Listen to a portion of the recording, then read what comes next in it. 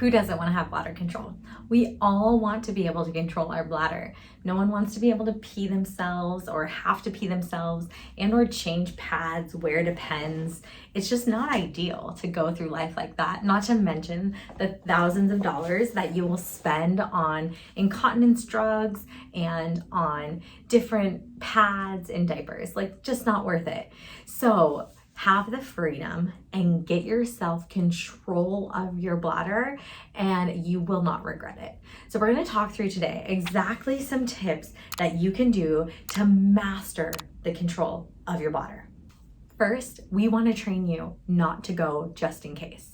So if you pee just because you're leaving your house, or you go pee just because you think you need to, maybe you go like 3 to 4 times before you go to bed at night, the reality is no, don't do that. That is tricking your bladder into not filling fully, and you're telling your bladder to go pee when it's not full and when it doesn't need to go. So you want to cut out going pee just in case. It's going to shrink your bladder. It's going to decrease the capacity of your bladder to fully empty and fully fill. So avoid going just in case. Next, what you want to do is you want to get yourself to have really good bowel movements every single day of your life. So a lot of people think like, oh, I'm not constipated. I don't go poop every day. Train yourself to go poop every day. We got to figure out how to make your body go poop every day. Add the beets in, add the supplements, add the fiber, add whatever you need to. Magnesium, Metamucil, Graha Cilium. Check out some of those supplements that really help the bowels regulate themselves and improve defecation so you can poop every single day. If we can get you pooping every single day, it is going to take tremendous pressure off of the bladder, allowing the bladder to fully fill and allowing the bladder to fully empty when you pee. If there is a ton of stool compacted on top of that bladder, it's going to make it really hard to be able to control your bladder and not create some leakage. So again, the more we can get you allowing your bladder to fully fill, the better it's going to be for your bladder to be able to hold that urine, and there's not going to be this pressure from above from a really full colon full of poop that needs to leave your body. The next thing we want to do is we want to make sure you're getting enough water. A good healthy amount of water is 8 8-ounce glasses. Now your body might need more, and if you're not getting more than that, or you're only getting a couple glasses, you want to start to work water into your routine. The more water you can get, the better your bladder is going to function. So the bladder loves water. It's like this muscle with like a really happy lining when there's water, but when there's no water, it dehydrates. It becomes irritated. You could imagine like a sandpaper. And when that happens, it creates spasms in the bladder lining, which can give you false urges to pee and can also cause leakage. So the more that we can hydrate the bladder with happy, healthy water and making that tissue nice and soft and lubricated, the better control you're going to have over your bladder. Most people that have some form of urinary leakage are very concerned about drinking water and adding water into their routine. However, it is the most natural thing you can do to gain bladder control. Now, sometimes people that are even scared of water, they're taking pills and they're trying to get the bladder control through taking pills. We want to avoid the pills and be able to control the bladder simply by yourself with some natural resources, one being water. Finally, the next thing that you can do to get really good bladder control is to get really good pelvic floor control. Now, the pelvic floor is this bundle of muscles that literally slings your bladder. It helps support the bladder.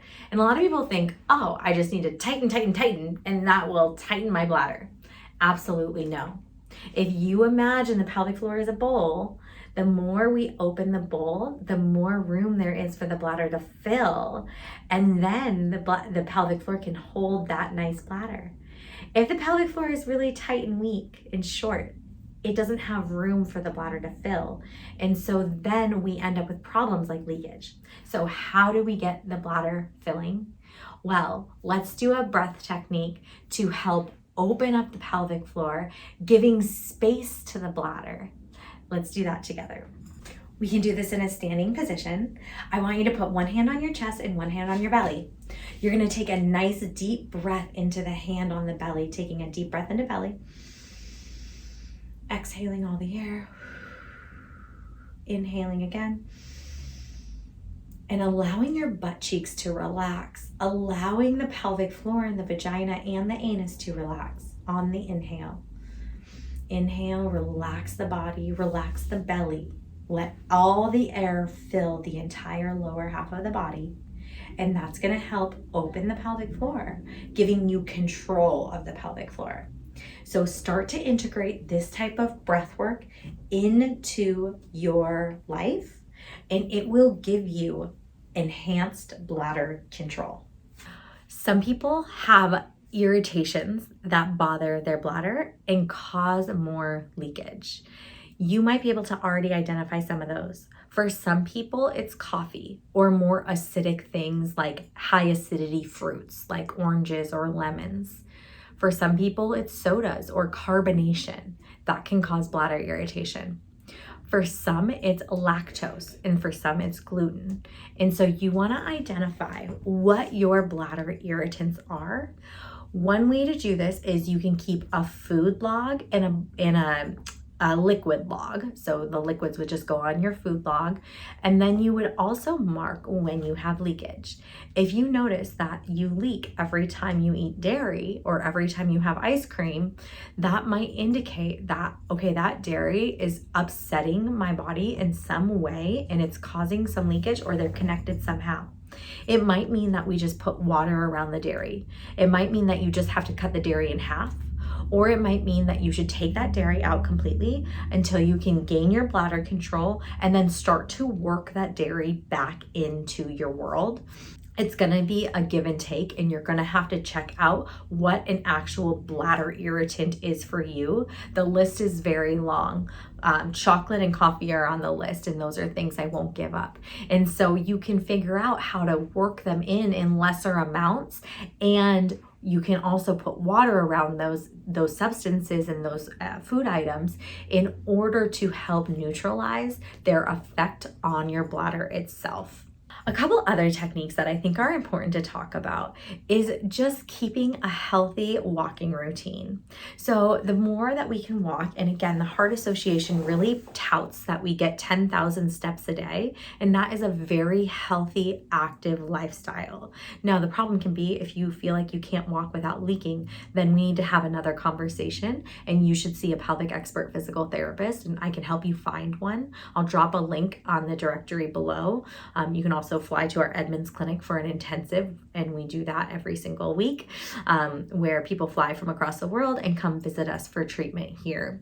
But that would be what you would want to do in order to find someone to work with if you can't even get your 10,000 steps a day without staying dry and you've tried all the tips in this video and my other videos.